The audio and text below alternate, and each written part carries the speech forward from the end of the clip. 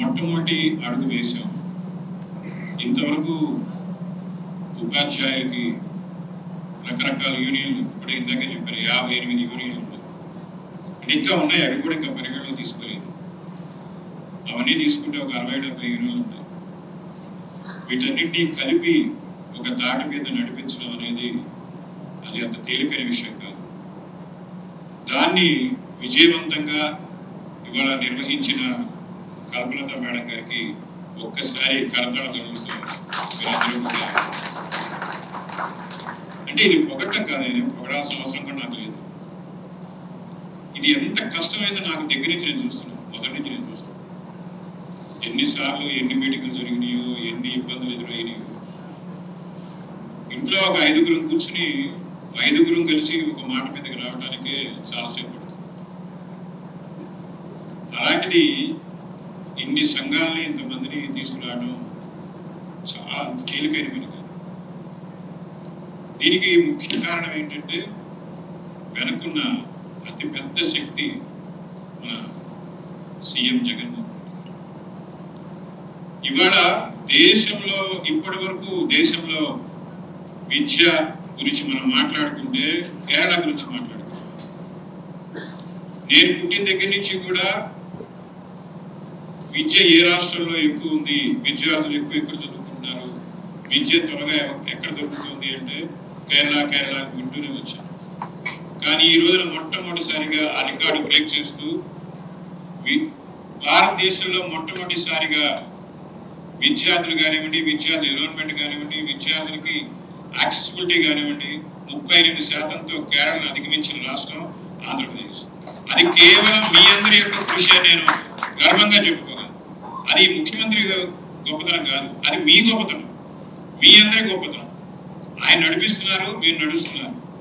So అటువంటి మీ అందరికీ ఒక గొప్ప గౌరవాన్ని తీసుకొచ్చి అనేక సంస్కరణలు. నా జీవితంలో నేను 30 సంవత్సరాలు నేను అధ్యాపకుడిగా, ఈ 30 సంవత్సరాల్లో ఇన్ని విప్లవాత్మకమైన మార్పులు నేను ఏ రోజు చూడలేదు. ఒక అమ్మఒడి దగ్గర నుంచి మొదలు పెడితే ఒకటి కాదు, రేపో మాపో ఇదే గవర్నమెంట్ కనుక వస్తుంది, గ్యారంటీకి వస్తుంది, అంత డౌట్ లేదు, ఏ సందేహం లేదు.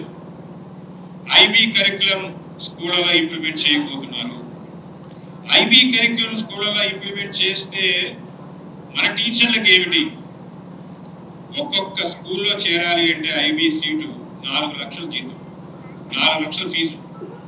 ఇవాళ దేశం మొత్తం మీద 140 స్కూళ్ళు మాత్రమే ఉన్నాయి. ఐబీ ఇంటర్నేషనల్ స్కూల్స్ 140 మాత్రమే ఉన్నాయి. గుంటూరులో అయితే లేదు, ఇప్పుడు వస్తుంది అనుకుంటే ఏదో ఒకటి, విజయవాడలో ఒకటి ఉన్నాయి. ఒక రాష్ట్రం మొత్తం మీద 4000 పైబడి స్కూళ్ళలో ఐబీ కరిక్యులం తీసుకురావడం అంటే అది అంత తేలికైన విషయం కాదు. అసలు ఆలోచన చేయటమే చాలా గొప్ప విషయం. అసలు ఆలోచన చేయటమే గొప్ప విషయం. ప్రపంచం మొత్తం మీద ఆంధ్రప్రదేశ్ మొట్టమొదటి స్థానంలో నిలవబోతుంది. ఇది గనక సాకారం అయితే, నిజంగా ఇది గనక సాకారం అయితే, ఆంధ్రప్రదేశ్ లో ప్రతి స్కూల్లో ఐబీ సిలబస్ వస్తే ప్రపంచం మొత్తం మీద ఆ ప్రపంచ పటంలో ఆంధ్రప్రదేశ్ కు ఒక ప్రత్యేకమైన స్థానం రాకపోతుంది. అది కేవలం ముఖ్యమంత్రి ఆలోచన.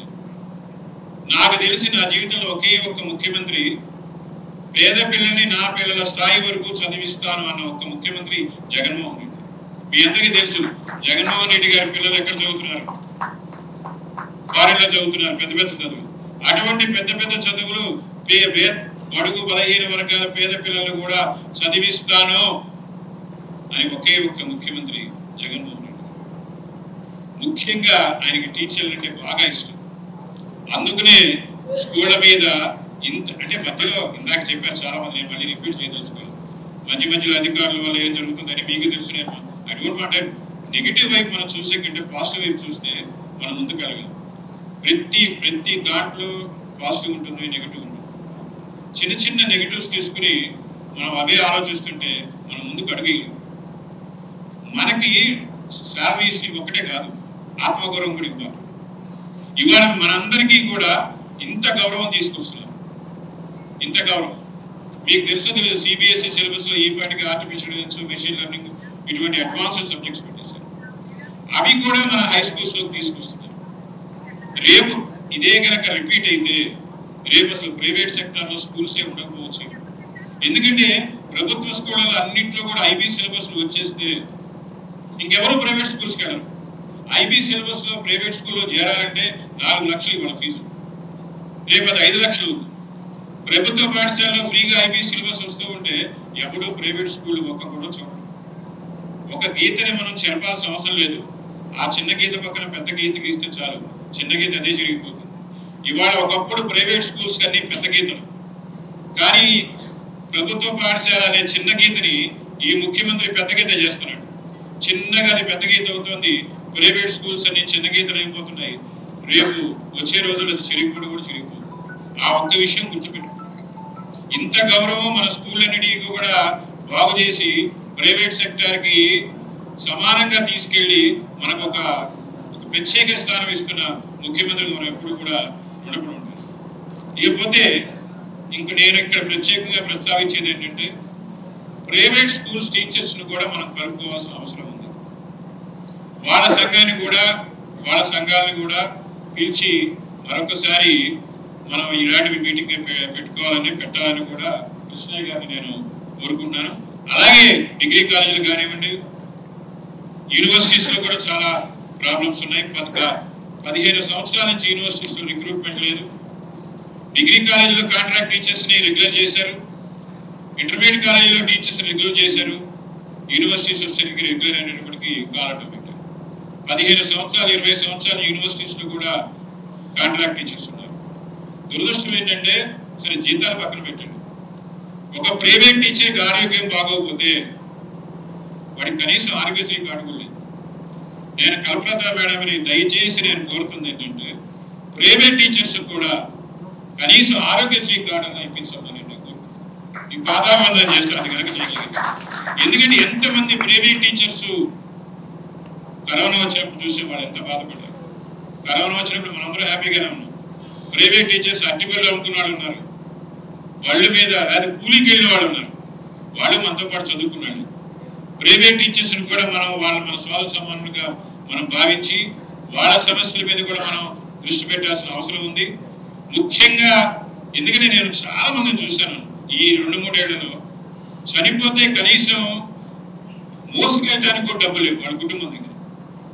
మేనేజ్మెంట్లు ఎవరు సపోర్ట్ చేయరు, ఈ ప్రైవేట్ మేనేజ్మెంట్లు ఎవరు కూడా. కానీ వాళ్ళు కూడా మన సోదరులే కాబట్టి వాళ్ళ వైపు కూడా మనం దృష్టి సారించాల్సిన అవసరం ఉంది.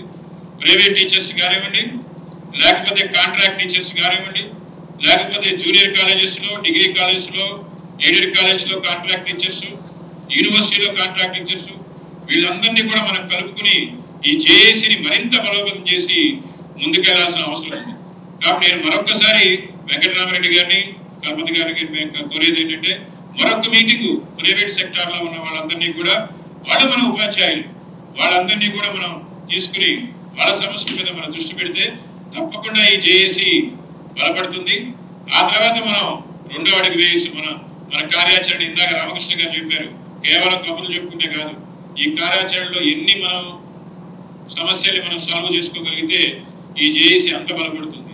సో మరొకసారి మనందరికీ గౌరవం తెచ్చిన మన ముఖ్యమంత్రి గారికి ధన్యవాదాలు తెలుపుతూ సెలవు తీసుకుంటాం.